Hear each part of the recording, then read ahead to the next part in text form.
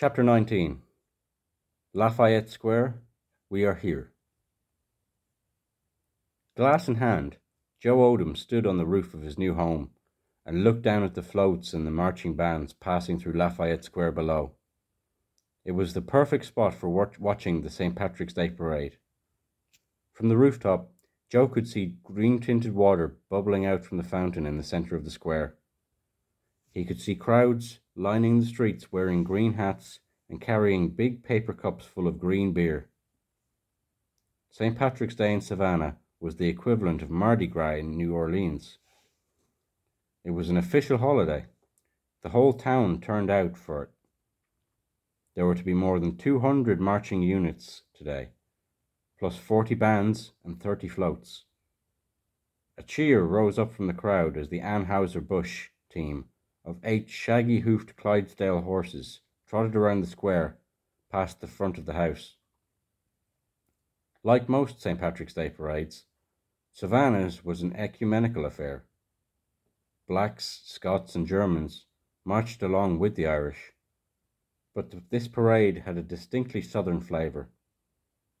At one point, the flavour took a bitter turn. A column of marchers dressed in grey Confederate uniforms came into the square, with a horse-drawn wagon bringing up the rear. The wagon had low wooden sides, and from the street it would have appeared empty. But from the roof we could see a blue-clad Union soldier sprawled motionless on the floor of the wagon. It was a chilling tableau, the more so because it was meant to be surreptitious. "Poor damn Yankee," said Joe. "Look at him down there, all bloody and dead." "The Civil War has been over quite a while," I said. "Isn't it time that was all forgotten?" "Not if you're a Southerner," said Joe. "But you know, that dead Yankee, it ain't just about that Civil War. He's sort of a symbol of what could happen to any Yankee, even a modern-day Yankee, who comes down here and gets folks all riled up." Joe looked at me and lifted his glass in tribute. "He could be some fella from New York who decided to write a book about us and started filling it with drag queens and murderers and corpses and bottles of poison and... What's that you were telling me about a minute ago? Oh yeah, voodoo. Voodoo. Witchcraft in a graveyard, damn." "I'm not making any of this up, Joe," I said. "I'm not saying you are. So I take it you don't really disapprove?" "No. As a matter of fact, when I think about it, it suits me fine. See, with all these weirdos you got filling up your book, I figure somebody's going to have to play the good guy, and it's beginning to look like it's going to be me." Joe Odom's new residence was by far the grandest of the 4 he had occupied. Joe Odom's new residence was by far the grandest of the 4 he occupied in the short time I had known him. It was an ornate 4-story mansion, a Second Empire chateau built by former mayor of Savannah in 1873. It was the only house of its kind in Savannah, and it stood out. People often referred to it as the Charles Adams House because it had a mansard roof topped by a lacy ironwork cresting. The Hamilton Turner House was its proper name, and it was so fine an example of its type that it was featured in a guide to American houses. Tall, paired windows opened out onto elegant balconies, and a cast-iron picket fence embraced the site. All in all, the Hamilton Turner House was so imposing and yet so fanciful a structure that passersby often stopped in front of it for no other reason than to marvel at it. Joe was not one to let such an opportunity slip through his fingers. He posted a sign on the gate a few days after he moved in. "Private residence. Tours 10 a.m. to 6 p.m. Knowledgeable Savannahans were taken aback by the sign, because they knew that the outside of the Hamilton Turner House was the only part worth looking at. The interior had been gutted and cut up into apartments long ago. Joe had taken the parlour floor for himself, and this was the only portion of the house that was open for viewing. The space did have tall windows with dramatic views of the square, but the once stately progression of beautiful proportioned rooms had been sacrificed to make bedrooms, bathrooms, closets, and a kitchen. Walls had been moved and open archways filled in. And yet, because of its vastness, the parlour floor did still retain the aura of a grand piano nobile.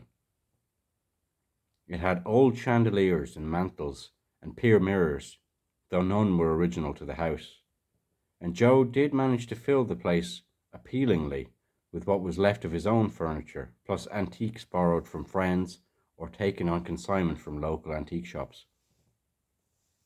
Joe had, in fact, created something new in Savannah, the only private house that was operating as a full-time tourist attraction.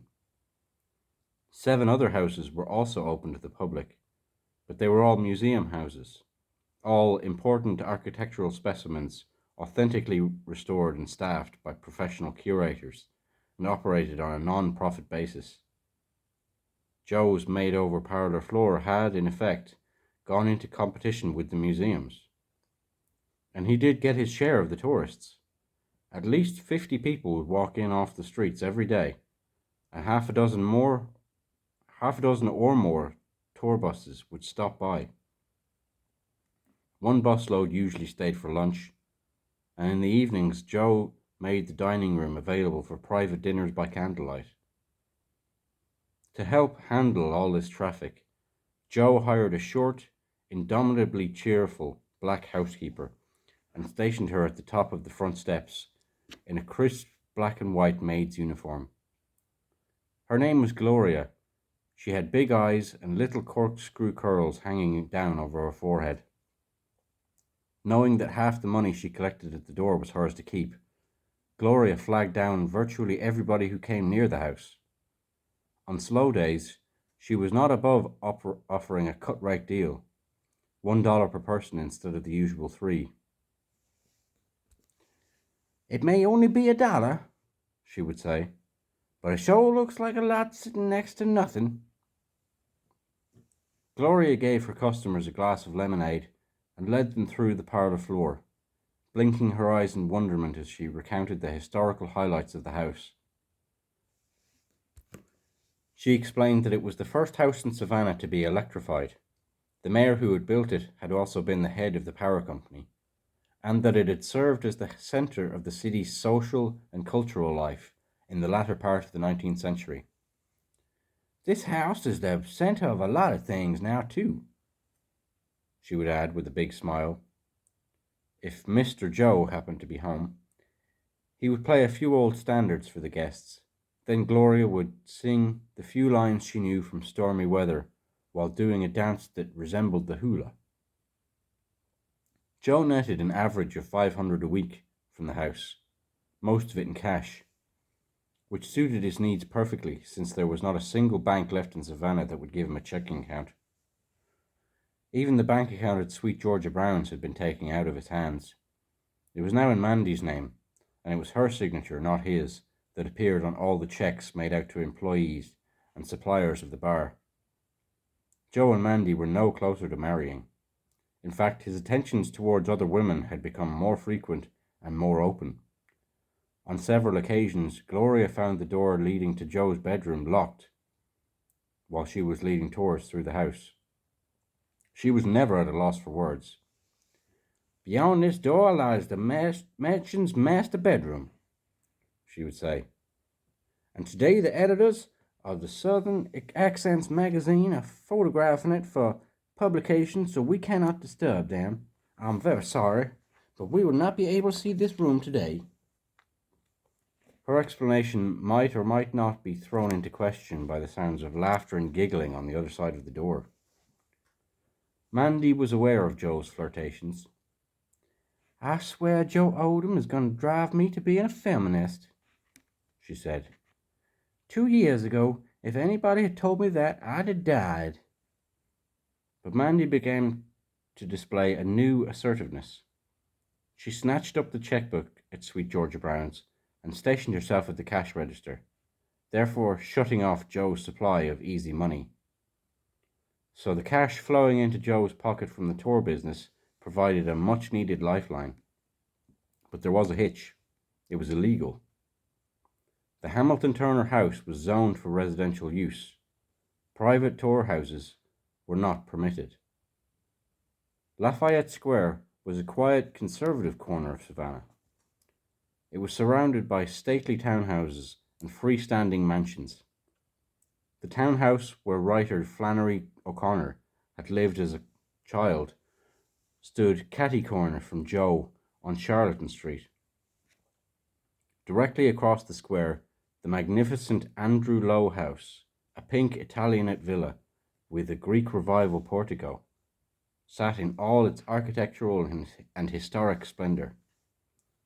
Juliet Gordon Lowe had founded the Girl Scouts of America there in 1912 and was now the Georgia headquarters of the Colonial Dames.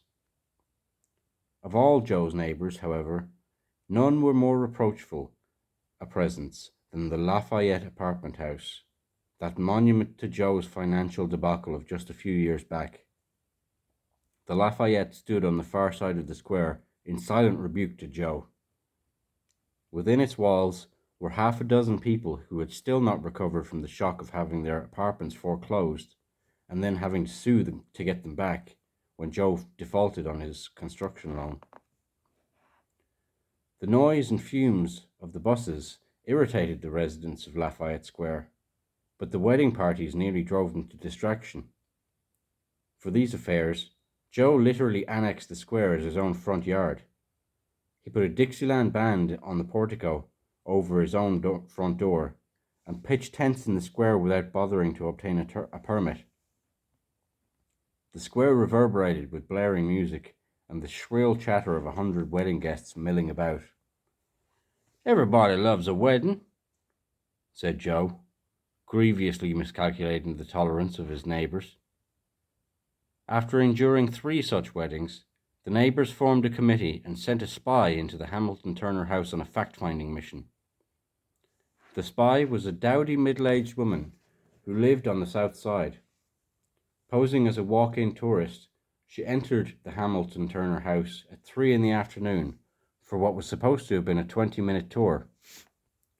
She emerged 2 hours later with her hair frosted and spiked, and her face made up to look like Cleopatra. She declared that Joe Odom was a heartthrob, that the housekeeper, Gloria, was so cute she could just eat her up, and that she did not have time to discuss it any further because she needed to rush home, change clothes, and get to Sweet Georgia Brown's in time for happy hour. Exasperated, the committee selected a second spy, also a middle-aged woman, but this one was a bit more savvy, having been a docent in one of the museum houses. The second spy came back to report that there was a lot more going on in the Hamilton Turner house than tours. Joe Odom, charming as he is, seems unable to distinguish between his private and business lives. His many friends pop in and out and mingle with the paying guests in a most familiar way. They converse, they make drinks, they raid the refrigerator, they use the telephone. 4 men were playing poker in the dining room, and I could swear I saw one of them on the evening news not long ago. He was very fat, that's why I remembered him. He'd been arrested for embezzling, or maybe it was drug running. There was a woman curled up on the sofa, sleeping off what Mr. Odom laughingly described as a marathon binge. In the kitchen, we came across an extremely talkative young man giving an elderly woman a permanent wave. He had the cheek to suggest that I should be next, that I could use a comb out, I think it was. When you add to these activities the constant comings and goings of all the tenants who live upstairs in the apartments, they must all walk through Joe's entrance hall to reach the stairway. You have an idea of the chaotic atmosphere that prevails. Mr. Odom's tours are an out-and-out con job, the spy went on. $3 is a lot to pay for a glimpse of a thrown-together apartment with no historic interest.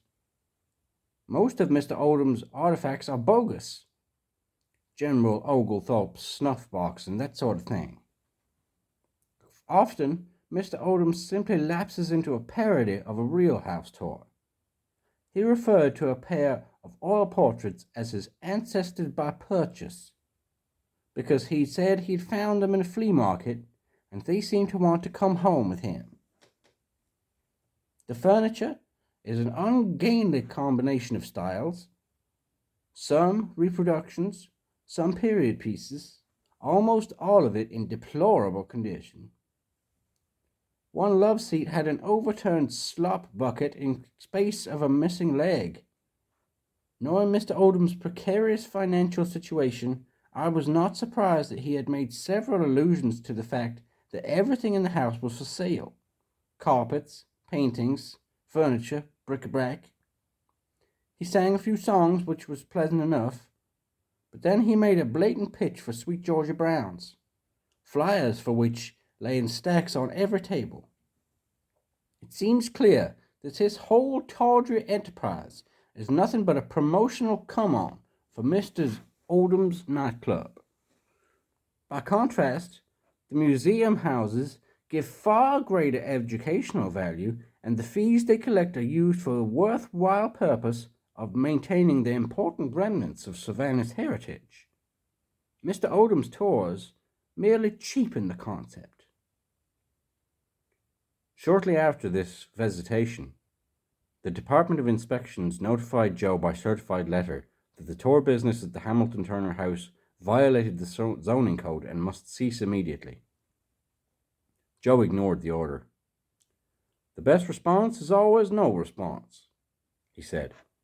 "It buys you 2 or 3 months breathing space, 6 if you're lucky." In the meantime, he quietly persuaded friends on the Metropolitan Planning Commission to propose a zoning amendment allowing private house tours. When the Downtown Neighborhood Association got wind of it, they voted to oppose it, and the amendment went down to defeat. A few weeks later, the day before St. Patrick's Day Parade, the Department of Inspections once again ordered Joe to stop the tours at once or face legal action. This time the Savannah Morning News picked up the story.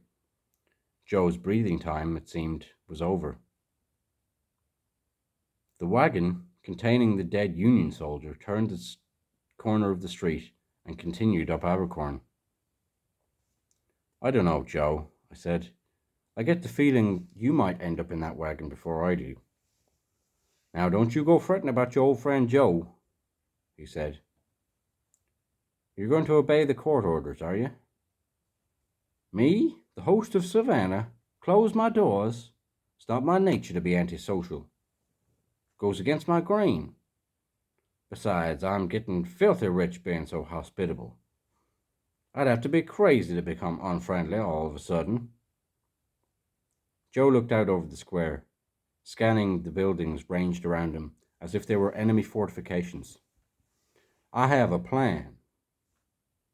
"What is it?" "I thought I'd enlist the help of some of your new friends. That Minerva woman, for instance. I thought we might drive over to Beaufort around midnight and have a little chat with her. See if she'll cast a spell on some of the folks who want to shut me down. Or maybe we could get your buddy Luther Driggers to poison him, or your pal Jim Williams to shoot him. In self-defense, of course." "Poor taste," I said. "No good, huh? Well, I have another idea. I really do, and this one's serious. Come on downstairs, I'll show you what I mean." Joe worked his way down the stairs, shaking hands and calling out greetings. Parade watching parties were in full swing on every floor of the house. Friends shouted expressions of support. "Keep up the fight, Joe. Don't let 'em get you down." "Hell with 'em, Joe. They ain't got no right." And Joe told them again and again, "Don't worry, we're staying open. We are staying open." The crush of people on the parlor floor was so dense it was difficult to make our way through it. This was the first time Joe had lived in a house on the actual parade route, and as a result his St. Patrick's Day party was a bigger draw even than usual.